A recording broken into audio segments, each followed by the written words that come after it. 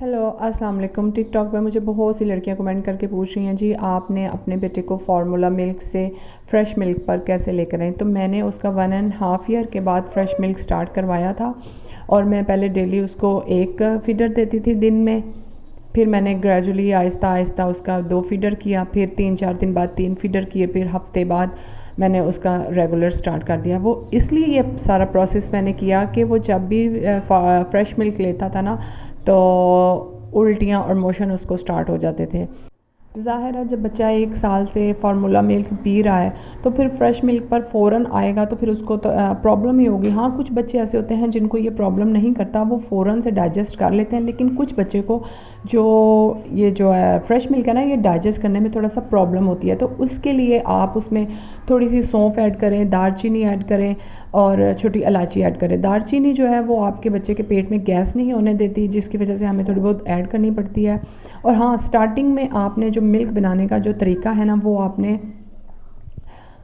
पतला ही रखना है दूध, क्योंकि जब वो मदर फीड पे होता है या फार्मूले मिल्क पे होता है तो वो पतला होता है ना दूध, तो वो फिर एकदम से गाढ़ा पिएगा तो फिर उसका पेट ही अपसेट होगा। तो पतला बनाने के लिए आपने उसको क्या करना है, मैं आपको एक एग्जांपल दे रही हूँ। अगर आपने 2 कप दूध लेना है तो उसमें आपने 1 कप पानी डालना है, ठीक है। अगर आपने 4 कप दूध लेना है तो उसमें आपने 2 कप पानी ऐड करना है।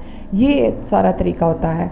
तो आप उसमें थोड़ी सी इलायची, दालचीनी, सौंफ डालिए अपने हिसाब से, थोड़ी सी डाल लीजिए तो आप उसको बच्चे को ये फ़ीड करवा दें। तो इससे बच्चा आपका मोशन भी नहीं करेगा, पेट की गैस भी ठीक रहेगी और उल्टियाँ भी नहीं होंगी। अब कुछ माएँ मुझसे पूछ रही हैं जी हमारा बच्चा जो है फ़ौरन दूध पीते उल्टी कर देता है। वो आप इसलिए कि कुछ बच्चों के डकार का जो टाइम होता है वो लेट टाइम होता है, यानी कि वो 30 मिनट के बाद डकार लेता है। आप उसको फीडर पिलाते ही सर फ़ौरन लटा देते हैं और बच्चा उल्टी कर देता है। आपने बच्चे को जब भी लटाना है सर से लेके कमर तक बारीक तकिए पे लटाना है, ठीक है। इससे आपका बच्चे का डकार भी आ जाएगा और वो उल्टी भी नहीं करेगा। अब कुछ माएँ मुझसे पूछ रहे हैं जी हमारा बच्चा बहुत ज़्यादा पोटियाँ करता है, ग्रीन पोटियाँ करता है, रेशेदार फुटकरी वाली पोटियाँ करता है। तो जिन बच्चों के जिन माओं के बच्चे छोटे हैं वो खाली दूध पर हैं, तो आप उनको साथ डाइगेस्ट भी लाजमी दिया करें, क्योंकि बच्चे के ना पेट में गैस हो जाती है दूध पी पी कर। तो आप जब उनको डाइगेस्ट नहीं देते तो बच्चे के पेट में गैस की वजह से वो पोटियाँ करना शुरू हो जाता है और दिन में 8-10 दफ़ा पोटियाँ करता है। तो इस सूरत में ये गैस कॉलिक ड्रॉप्स ही बेहतरीन हल है। हाँ, अब मार्केट में हर तरह के कॉलिक ड्रॉप्स आए हुए हैं। आपने उनको कौन सा ड्रॉप्स देना है, कॉलीबिट ड्रॉप्स देना है। ये थोड़े से महंगे हैं लेकिन आप उनको कॉलीबिट ड्रॉप्स दीजिए। ये बच्चे के पेट में ना गैस का गुब्बारा ही नहीं बनने देते। जो बहुत ज़्यादा बड़ा गुब्बारा बन जाता है ना, तो ये उनका गुब्बारा छोटा ही बनाएंगे, जिसकी वजह से उनको गैस प्रॉब्लम भी कम होगी और बच्चा दूध भी ईज़िली डाइजेस्ट कर लेगा। मैंने अपने बच्चे को 1.5 साल तक ये कॉलीबिट ड्रॉप्स दिए थे और यकीन जाने मुझे 1 दिन 1 रात भी मुझे मसला नहीं था हुआ कि बच्चा गैस से रो रहा है, गैस से रात को तंग आ रहा है। इसलिए मैं आप लोगों को ये भी सजेस्ट कर रही हूँ। अब कुछ माएँ मुझसे पूछ रही हैं जी हम अपने बच्चे को क्या खिलाएं जिनसे उनकी कब्ज़ टूट जाए। तो आप बच्चे को जब उनकी एज के अकॉर्डिंग उनको डाइट नहीं ना देते तो उनको कब्ज़ ही रहती है ऑलवेज़। तो आपने उनको फ़ाइबर वाली और प्रोटीन वाली डाइट देनी है ताकि बच्चे को कब्ज़ ना हो।